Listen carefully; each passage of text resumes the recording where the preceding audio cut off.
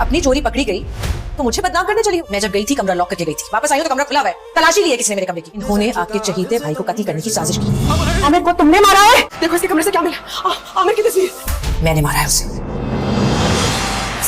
असल बात क्यों नहीं बताती अपने भाई को? आपके भाई की असल मुजरिम ये है। तो दोस्तों ड्रामा सीरियल 9 में मिशा अपने प्लान में कामयाब होती चली जा रही है और बाकी तमाम लोगों को फंसाती चली जा रही है।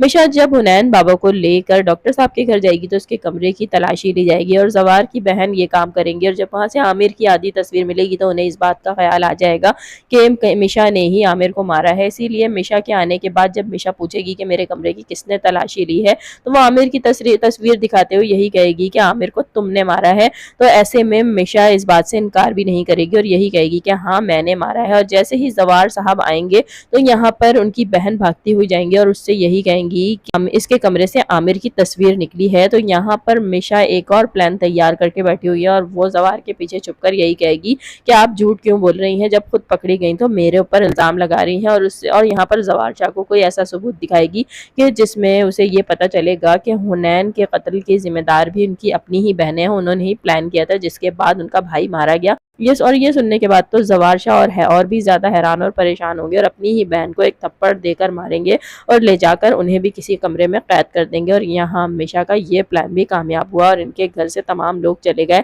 सिर्फ जवार साहब ही बाकी हैं अब। और अब देखते हैं कि मिशा जवार शाह से भी बदला लेगी या फिर उन्हें बता देगी कि वो मिशा नहीं बल्कि निहाल है, हुनैन की माँ।